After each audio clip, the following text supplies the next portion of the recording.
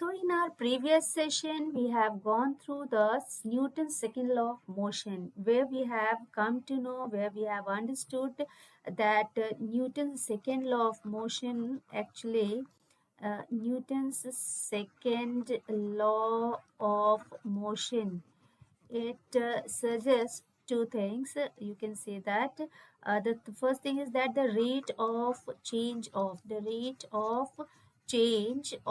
momentum. Okay, the rate of change of momentum, it is directly proportional. Okay, when we are talking about directly proportional, there is direct relationship between both. Okay, so it is directly proportional.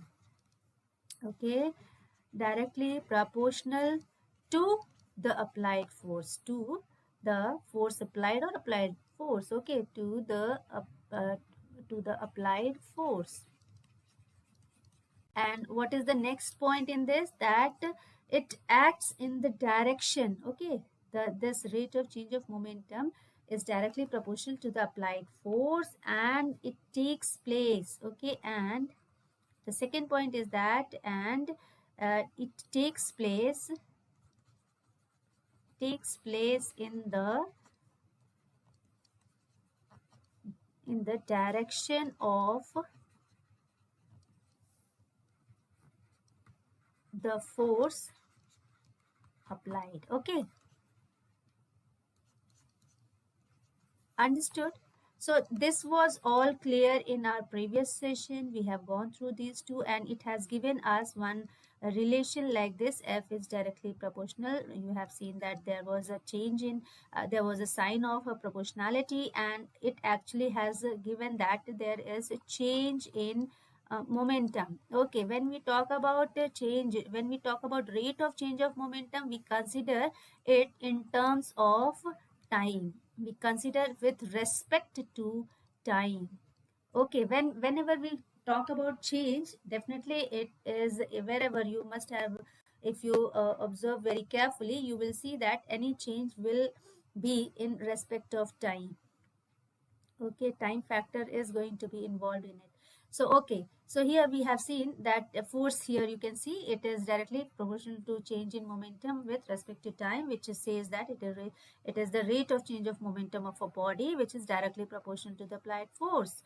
Okay, also this has given us one more relation, and it was that F is equal to, or you can say that F was proportional to the product of M, that is mass, and acceleration. Okay, it was directly proportional to the product of mass and the acceleration of the body. When we have gone through this equation, or you can say this expression, okay, when we have gone deeper into this, we found that F is also directly proportional to mass into acceleration. Okay, and this has given us F equals to kma, where we have considered this k, where we have taken this, when we have taken this k as 1 in international unit of terms, that is in standard in units, SI units. When we have considered it as 1, what we have seen that F was equal to ma, and it further has given us one more relation, it has given us one more idea,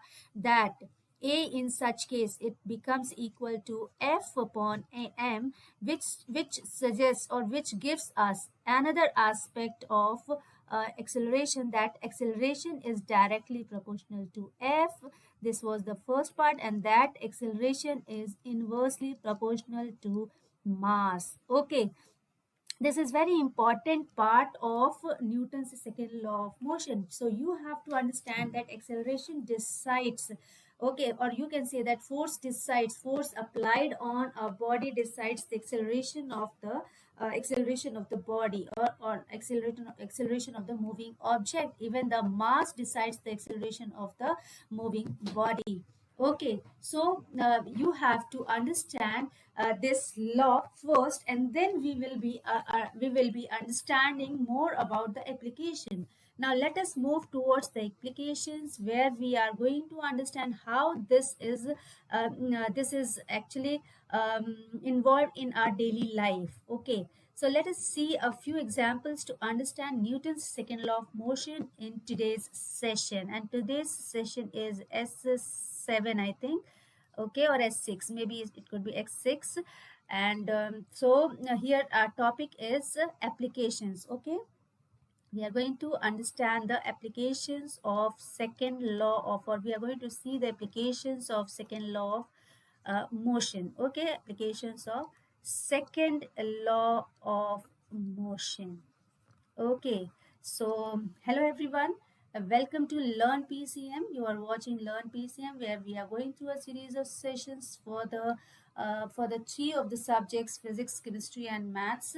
Here we are with the physics classes for ninth, and it is this series. This is the second series which we have come with, and it is about force and laws of motion, where we are going through the number of sessions for this chapter or for this series, and we are now at session number 6. Maybe this number could be different, I actually don't remember.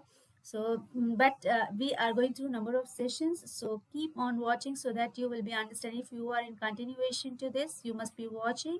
And if you are a student, and also if you are able to understand the concepts, or if you are able to connect with these videos, if you are able to get help out of these videos, I would like to request you to share it to other students as well, so that they will also get help out of it. And do share and subscribe also, so that if you are going to subscribe, and if you are able to press the bell icon, so you will be getting the notifications of the latest videos which I am going to upload on this. So if you are going to benefit, you are going to get the benefit out of it, definitely I hope you are going to press the bell icon as well. But before that, subscription is required. Every video is free of cost, and I hope there will be no problem in that. So let us go ahead and let's understand what actually is there in application of Newton's second law of motion.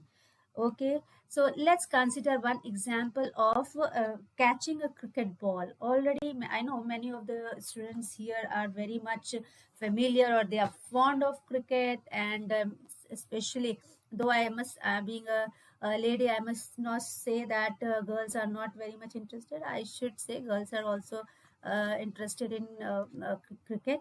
And I know the boys are interested in cricket, so they must be knowing that or you can say that they must have seen that catching a cricket ball requires what type of gesture, what type of movement is done. See, if this is a for example, if this is a see, my drawing is not that much good, but yes, I'll try to pose one of our batsman over here. See, this is the bat. I think a bat should be like this, but how he is handling it out, I don't know.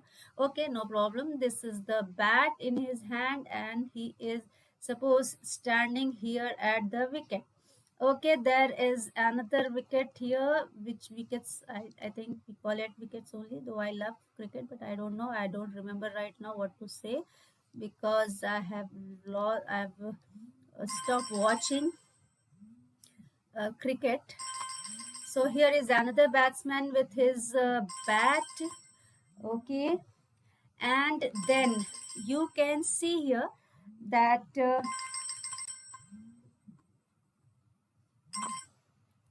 and you can see here, sorry, and you can see here, you must have seen that there are fielders around, isn't it? Now I should not go deep ahead into it, but yes, one ball is being thrown by a bowler, and it reaches to this person, this batsman. He is picking up his bat and just throwing it away. Now what happens, this ball, suppose it moves to the batsman, or here a batsman is sorry, here a fielder is waiting, and he is watching that there is a ball which is coming out to him. What he is going to do, just imagine what he does. If you are a good watcher, or if you are a good person who watches, observer, if you are a good observer, you must have seen that he is just to hold this, to not to lose this ball out of his catch. He is going to try to catch this ball, and when once he is trying to catch this ball, if he is going to take suddenly, or if he is going to catch suddenly, definitely he is going to say ouch. Why? Because he must get hurt, isn't it? It must be hurting him.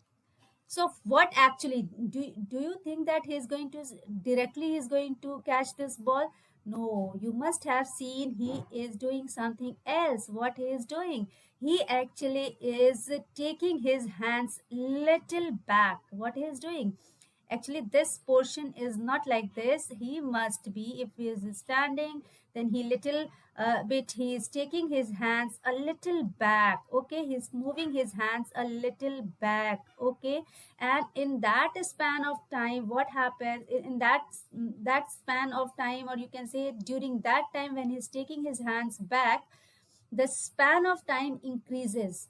Okay, what happens? That span of time increases, so rate of change of momentum, okay, it decreases. And when it decreases, what happens? That the force applied by this batsman on this ball is reduced. It is reduced further, and due to that reduced force, he is not able to get hurt. He is able to hold the ball very easily, and he takes a catch.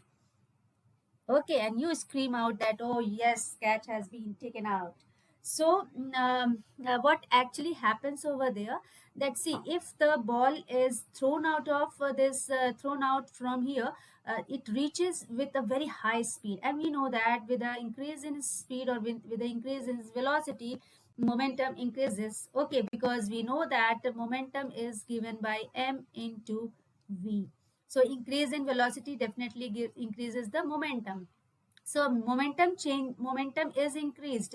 Now there is what actually happening over there. Force is applied. Now force is applied. If the force is applied, it is hard hit by the person, and a more larger force is applied. When it reaches to the person, the rate of change of momentum suddenly comes to a stop, which becomes zero. Here, when the person is going to, this fielder is going to directly catch the ball, the rate of change of momentum directly stop comes to zero, due to which high force is going to hurt him. But if he is going to move his hands a little back, and in that span of time, he this force, it gets, this rate of change of momentum gets time, because time taken, rate of change of momentum is what? Actually, it is change in momentum with time. Okay, or time taken. So when time taken is increased, if the time taken, this portion is increased, in such a case, the force applied, if this is going to increase, since it is in the inverse, since it is in the denominator part, definitely this force is going to decrease. If this portion increases, this force decreases. And when once the force is decreased, he is not getting any injury. Okay, he feels very happy to catch, isn't it? So this is one of the examples which you go through, which you see around yourself, or even in the TVs, or when you watch the cricket. Okay, and if you play cricket, then you must have done this many times, right? We are just holding the ball, not directly, we are just putting our hands a little back, we are taking our hands up back, we are moving back, and then we are holding it into our hands. Okay, then let us move to second example. Okay, let us move to second example. You must have seen a person sitting in a car uses a belt, right? So our second example is use of seat belts in car. So what is happening over here? Actually, the person who is sitting in the front panel, okay, in the front side of the car, you must have seen the car is there, and in the front you are having the glass, isn't it?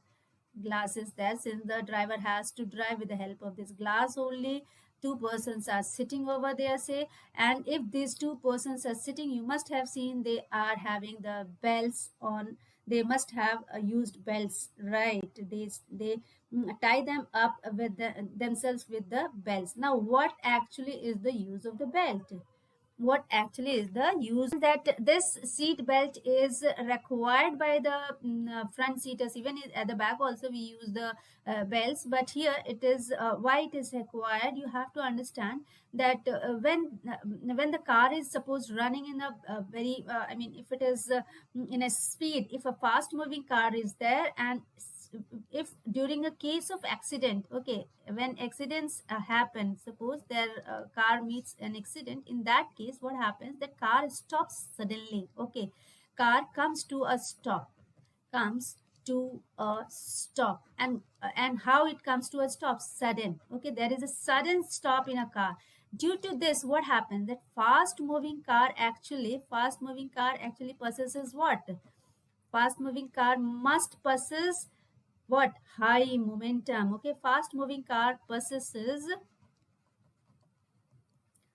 okay, it has large momentum, okay, and that large momentum comes to zero when the car stops suddenly. That large momentum, it comes to zero. Large momentum of the car, it comes to zero. And if it comes to zero in a very short span of time, if it comes to zero, suppose accidents are very I mean, they are not timely, okay, they are untimely events which occur, okay, they are the incidents which occur without any knowledge. So what happens, that if a person who is driving, he takes the brake suddenly, and at that time when he takes the brake suddenly, what happens, that the large momentum, it comes to momentum of the car, it becomes zero in a very short span of time.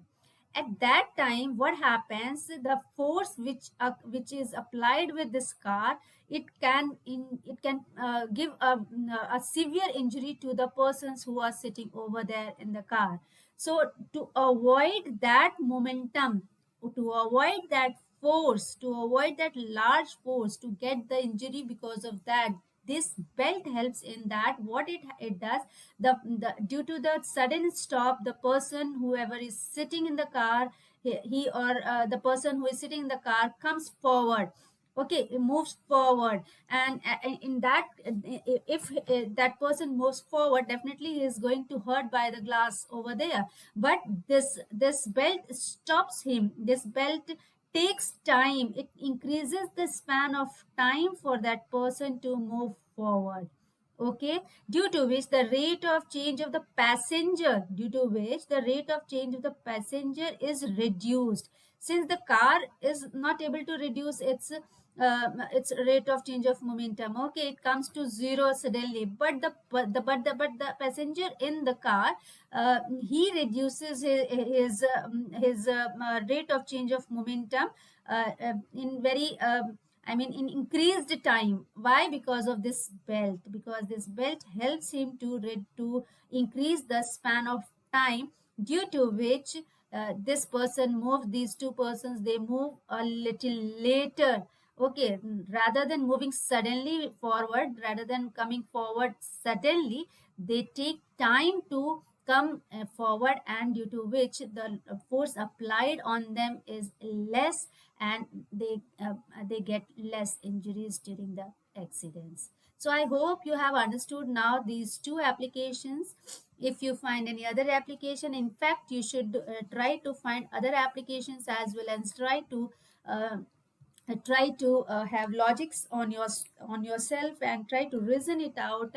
And then we'll move to the next topic in the next session. If you like the video, please share it with your friends, and subscribe the channel if possible. Okay, and now let's go with let's end up here, and we'll try to come up with another topic in the next video. Till then, take very good care of yourself. Bye bye.